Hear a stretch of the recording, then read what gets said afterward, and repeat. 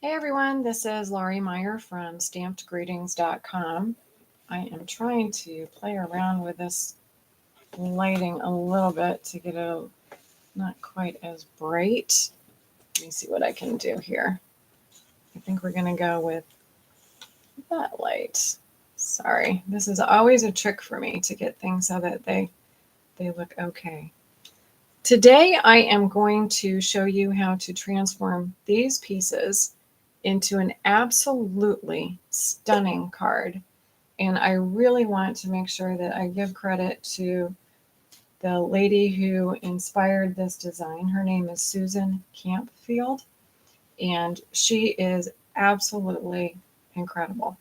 Please be sure to take a look at her website. It's Susan, Susan, Campfield, CampField.com.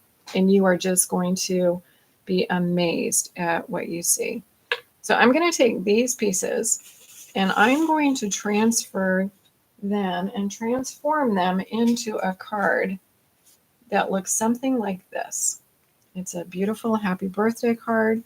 And then when you open it up, it has these amazing pleats and a really just beautiful, beautiful design. And I'm going to kind of walk you through. I've done a lot of prep because I really wanted to focus on how to do the pleats, where you actually do the pleating on the card itself.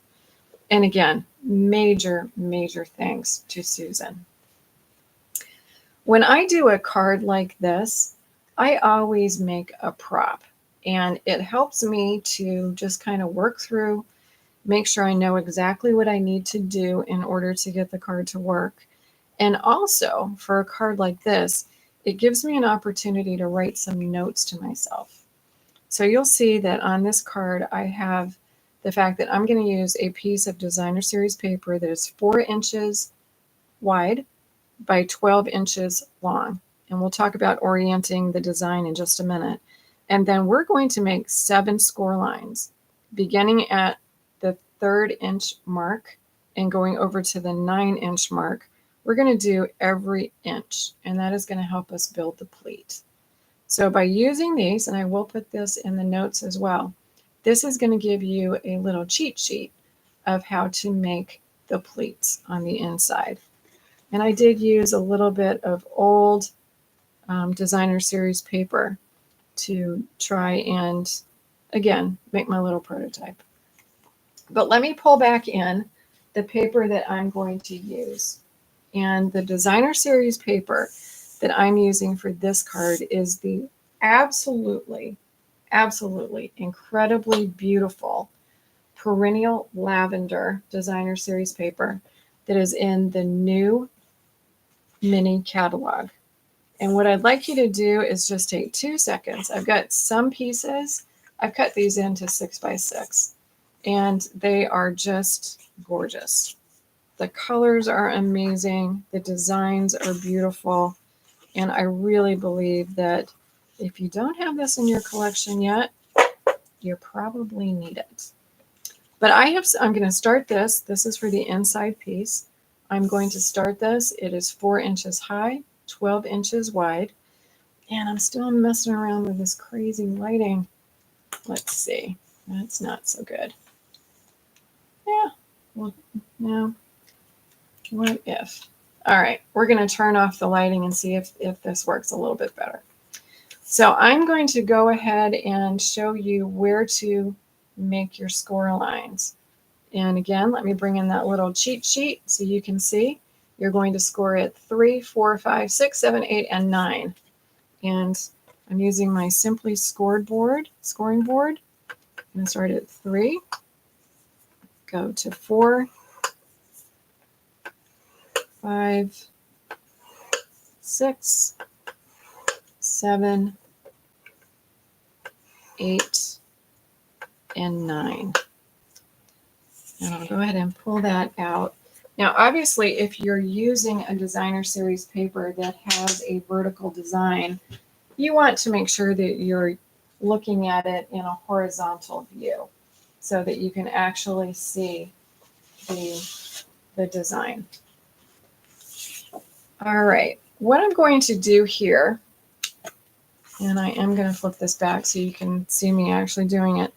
First thing I'm going to do is I am folding so that I'm looking at the design that will be on the inside. And I'm going to fold this in half. Essentially, I'm folding this at the 6-inch mark.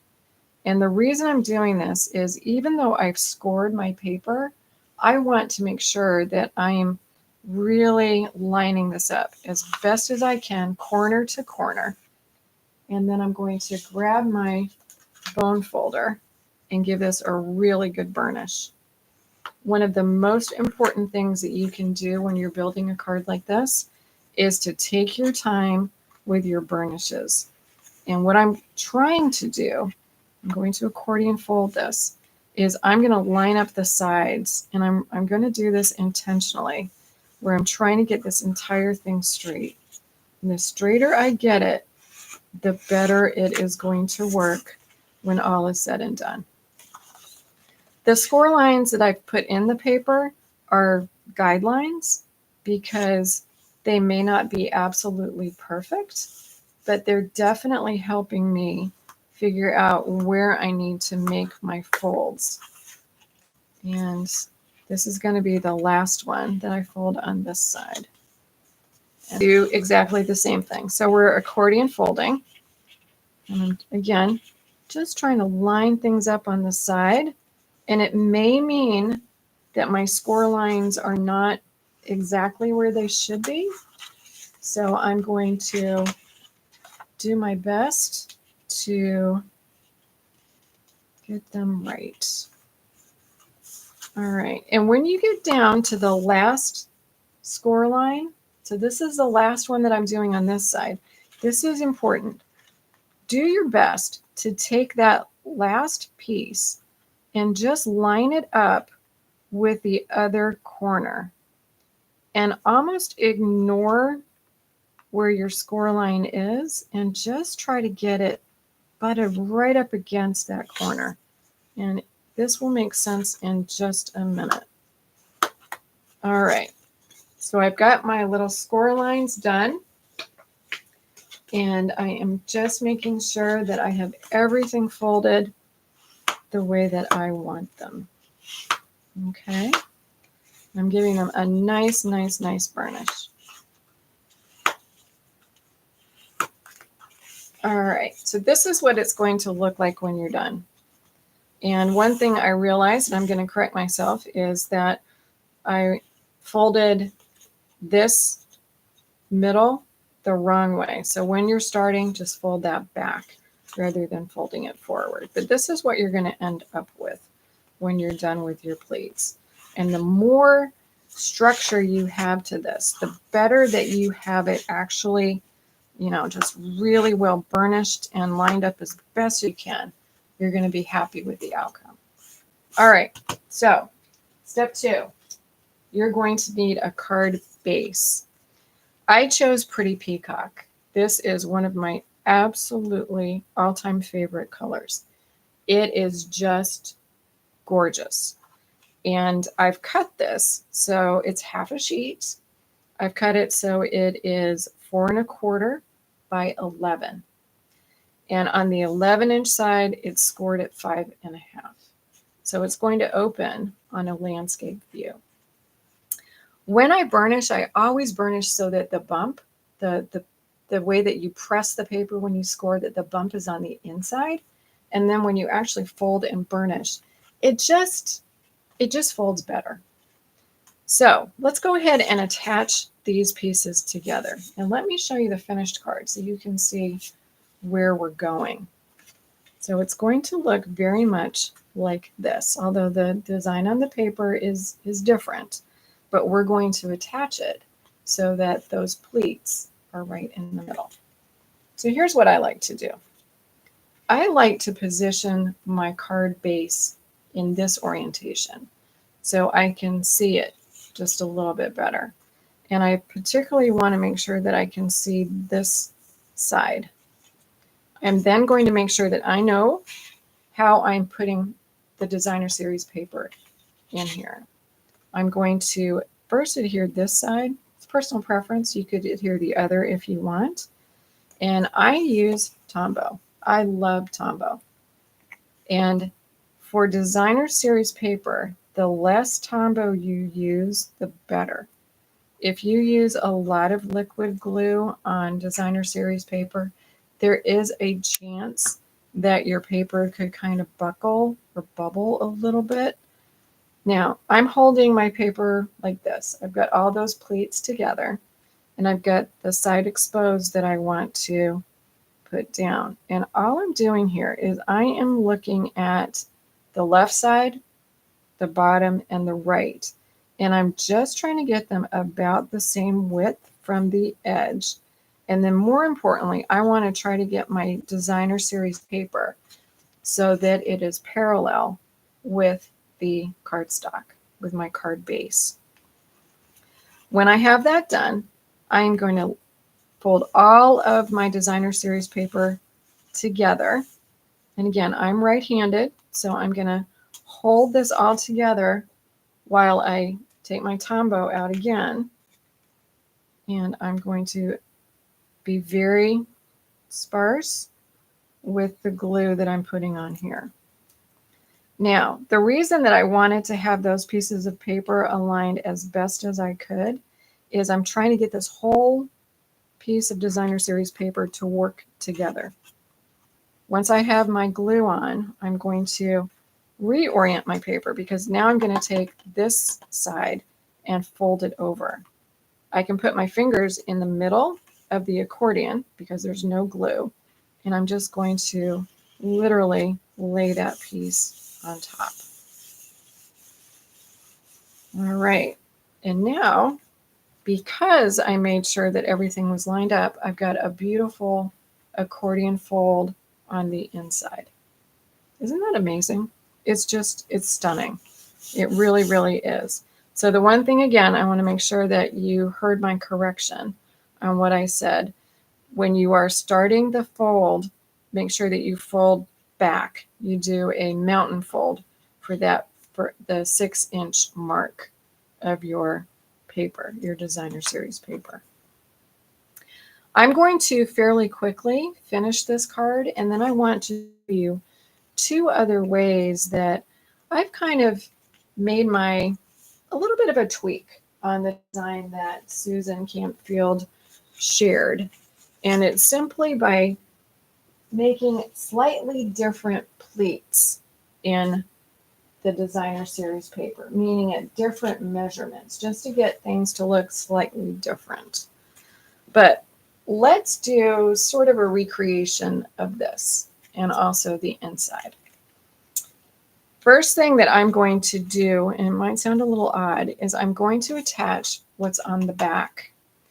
And I'm going to just I have a piece of basic white cardstock, and I used the postage dies. These are the perennial postage dies that are in the perennial lavender suite. And I used the largest die to cut out that piece of basic white. And this is where I would put my message for the card. And I'm just going to, again, use a teeny, teeny bit of the Tombow. And I'm going to attach this to the back of my card. The reason I'm doing this is I want to have kind of a flat area when I'm starting to build the card. And I'm going to put a couple of layers on the front, and it's not going to be absolutely flat. So I have an opportunity right now to attach this piece and to get it as straight as I can and put it on the back. I love these postage dies. They're stunning, and they're so, so useful. Hey, Tilly Crafts from the UK. It's so good to see you, and welcome. Thank you so much for tuning in. I truly appreciate it. And I did the same thing to start the front of this card, meaning that I took a piece of basic white. I used that same die that I just popped out from the perennial postage dies. But I also wanted to add a little texture to this piece. So I popped it into my embossing folder, the Cane Weave 3D embossing folder, which I love, love, love. Just again wanted to give it a little bit of texture. and I'm going to go ahead and put that on the front of the card. And now that I'm working on the front, like I said, I'm going to start building a little bit of depth, a little bit of layering. So putting that back piece on first was the best thing. Now, I'm not going to be super, super picky. Is this perfectly centered? Because it has a lot of texture that is going into the design, and it's going to just kind of bring out some intricate detail on its own. And Tilly, I love this set as well. It is gorgeous. It is absolutely gorgeous. A lot of my friends have purchased the entire perennial lavender suite because they just love everything that is going on with this particular suite, and I could not agree more.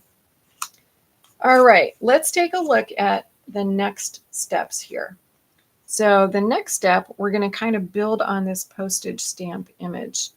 And the way that I'm going to do that is I'm going to use Rich Razzleberry. Again, one of my favorite pieces or colors. And I'm going to cut that out with the second largest postage stamp die here. So it is just a beautiful, beautiful piece, very useful. And I want to carry through the theme of the perennial lavender designer series paper. I've chosen a different pattern, but it's from the same package, so the same colors. And I've cut this so that it's 3 inches high and 4 1/4 inches wide. And it just fits perfectly on that die so that it does look like it is a postage stamp. And this sounds like I'm repeating, and I am, because you'll see as I'm doing this, I'm putting just a teeny bit of Tombow on there. And then I'm going to try to again center this on that eye cut that I have in the back, but if it's not perfect, I'm going to just be happy. I love twine and I love thread, and I want to put one little fun piece onto the card just to kind of pull out a natural sort of look. So I'm going to actually attach a little bit of linen thread, and I'm going to share a fun little tip with you that a very dear friend of mine shared with me. And I wish this crazy light would actually work for me. We're going to see if this is better. We're going to go with that for a minute. All right. Linen thread. Linen thread, to me, is a quintessential part of a craft room because it is perfect on many, many, many projects. And I'm running this through my fingernail just to straighten it out a little bit. What I love about these dies is they are great guidelines if you want to align embellishments. So I'm coming down to the third little notch on the right and the third little notch on the left. And I'm just going to pull my linen thread over and kind of figure out where I want my bow to be. And I'm getting those pieces fairly straight. And then I'm going to take a pencil and I'm just going to make a little pencil mark right there. Pull those pieces apart. Now here's the trick that a good friend of mine taught me. These are some glue dots that I pulled out of an old paper pumpkin kit. And I'm going to take one of those and I'm just going to put that right on where I put my pencil mark. This little glue dot is going to act like a second pair of hands when I am getting my thread lined up and when I'm going to start tying my bow. So as I pull those pieces of twine back, they are going right over where that little glue dot is. So now if I press that glue dot down, it's acting as a second pair of hands for me. And I am just going to very slightly bend my card so I can put the tail end of that linen thread behind the piece that is on the designer series paper. And I want to tie a simple knot. And that way nothing is going to move. I would not be able to do this incredibly easily if I didn't have that little glue dot there. It's just a wonderful way to be able to work with thread or this linen thread or any kind of twine that you have. One of the things that I am struggling with right now is it is very dry where we are. I live in North Carolina, and it's just been incredibly, the air has been dry. We've had a lot of rain, but the air has been dry. So I'm getting the splits on my fingers, and my thumb, my right thumb, is not happy. So tying this bow, hopefully you can't see that I'm in a little bit of pain doing it. It's all good. And I'm seeing that it's actually not tying as tightly as I want it to. So I'm going to bring this back. But again, because I have that glue dot there, I can move things around and get it tight. So we're gonna just redo this because I want it to look good. Little tips like that just make such a big, big difference. And they really are very, very helpful. And whether you have dexterity issues or whether right now, like I am trying to work with this pain in my thumb, I've tried all sorts of lotions. One is starting to help, which is fabulous. But oh my goodness, they are super, super painful. All right, that's going to be good enough. There we go. So that's good enough. And I'm going to give that a little snip just to get off a little bit of the excess. And you cut as much or as little of the end of the tails that you want to get this to look the way you want. All right.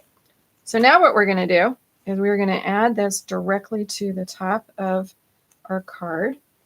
And I could use dimensionals, but I'm going to use dimensionals in just a minute to put the sentiment on. So I don't want to make it super, super bulky. One of the things about this kind of card is with the pleats that you have on the inside, you're going to build bulk. And we're going to talk about that in just a second.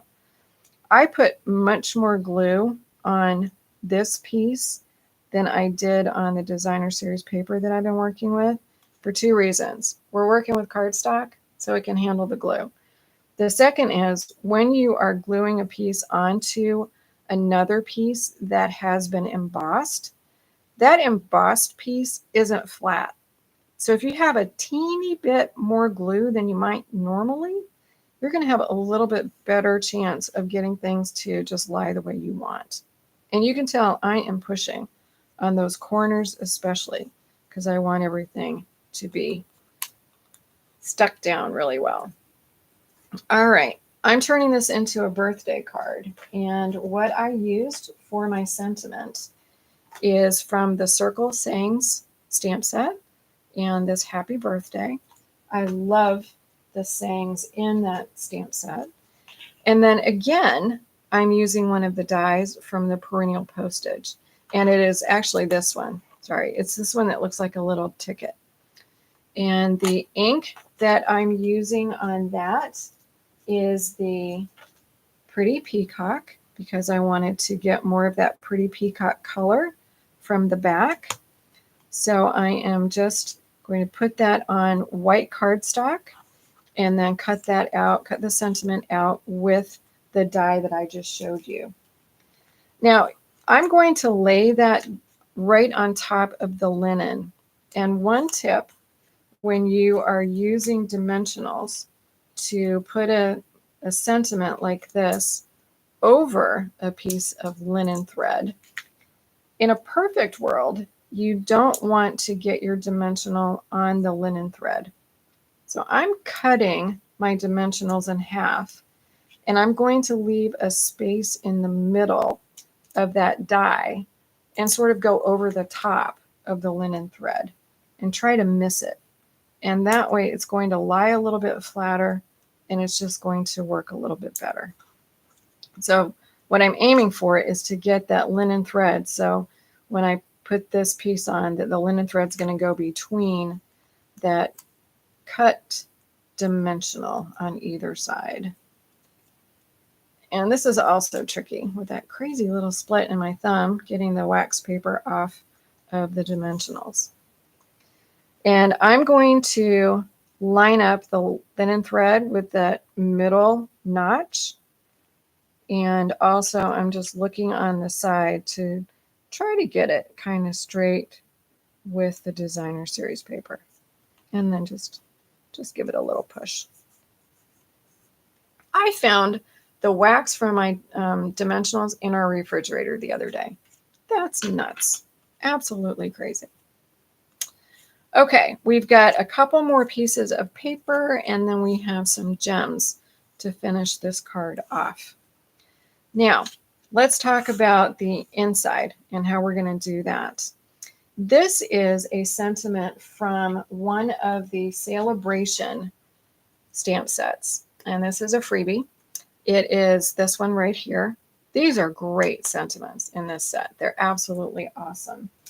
And then the punch that I used is the Heartfelt Punch, which has, here we go, I thought it had disappeared. This is the Heartfelt Punch, and this is absolutely awesome.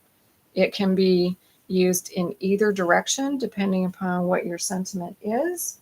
I love punches because they are super, super easy to carry around.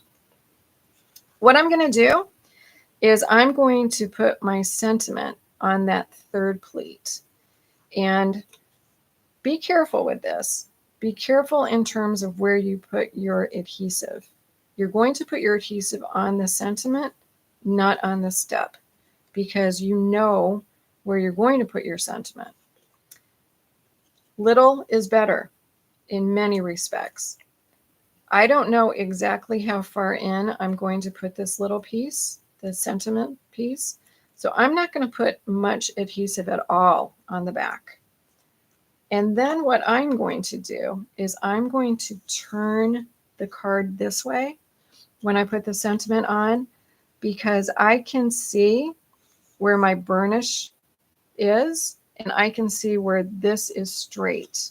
And I'm going to do my best to get those parallel.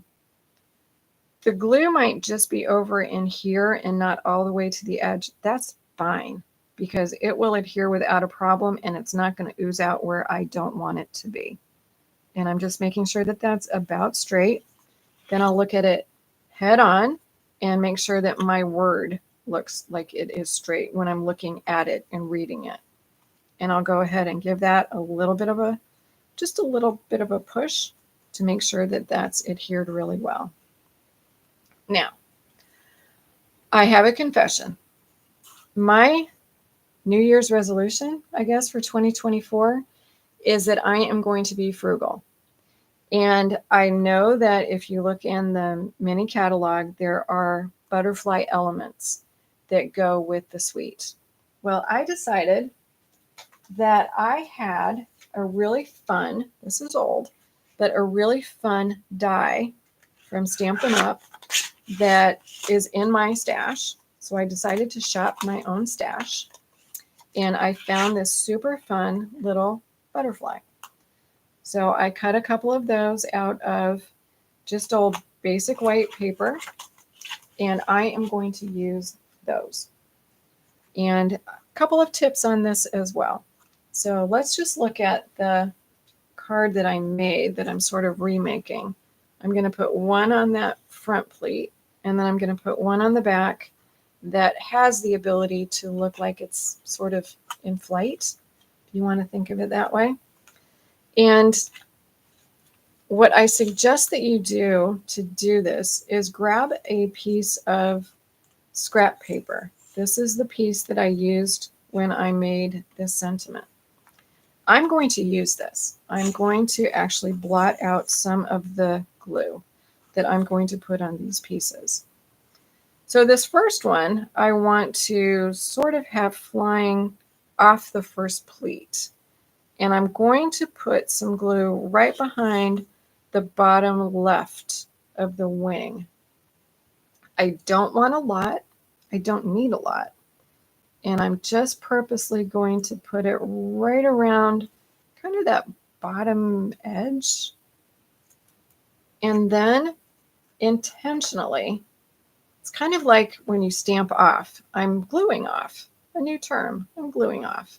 So I'm just going to press that down and take some of the glue off of what I had on, because I don't want a lot, and I don't want this to go anywhere other than where I want it to go.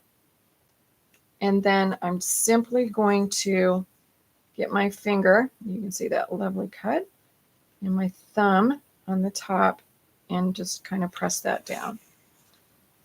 I don't want extra glue on this because it could really just ruin everything that I have done. And then this little butterfly, it may or may not pop up by the time that it's been sitting in the card for a little bit. But I'm going to put a little glue right on the back of the body. And then I'm going to do the same thing. I don't want this to ooze out, so I'm just going to tap that off just a touch. Now, when you're putting any of these embellishments on the inside, make sure that they do not go outside your card base frame. So I can position this so that that wing goes a little bit off the designer series paper. I did that intentionally. I wanted it to look kind of like it was flying off the page, but I can't put it further than the outside of the card, because that way when I close it, everything is going to be inside my card base. The last thing that I'm going to do on this card is add some of these gorgeous purple fine shimmer gems, and they are part of the suite. They are so much fun.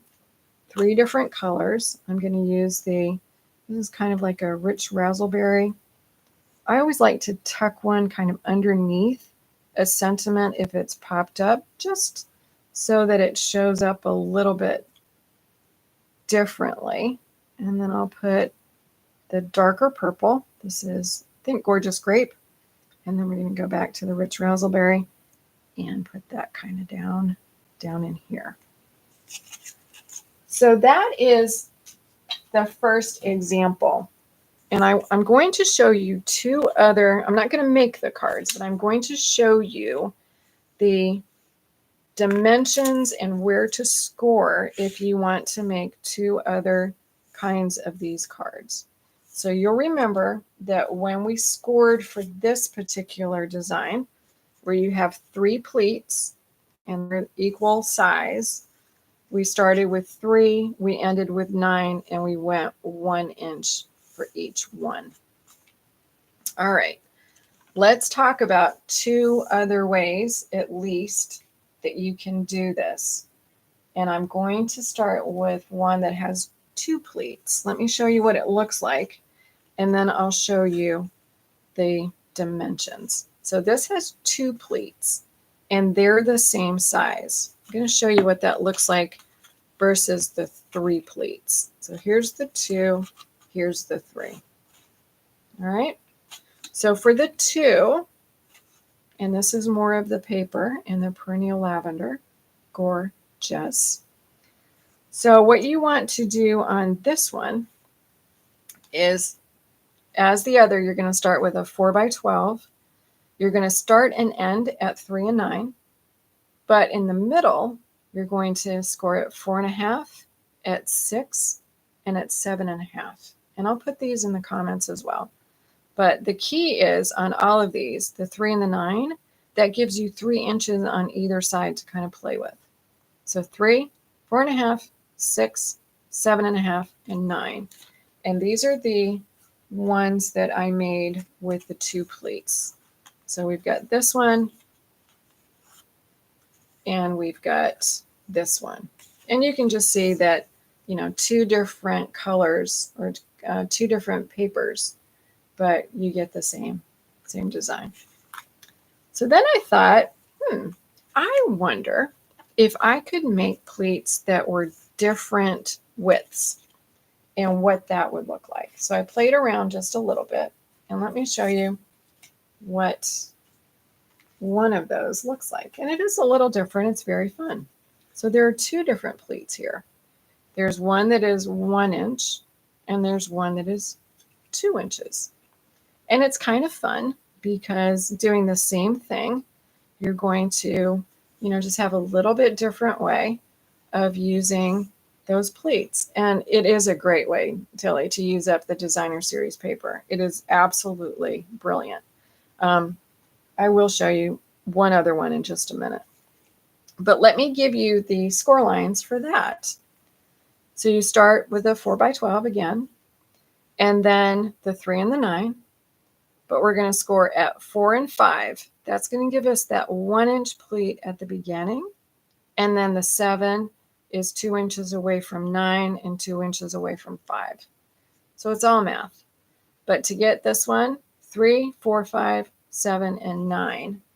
And I've got 2 examples of this. So we've got this one and we've got this one. So just really, really, really fun ways to use up your designer series paper.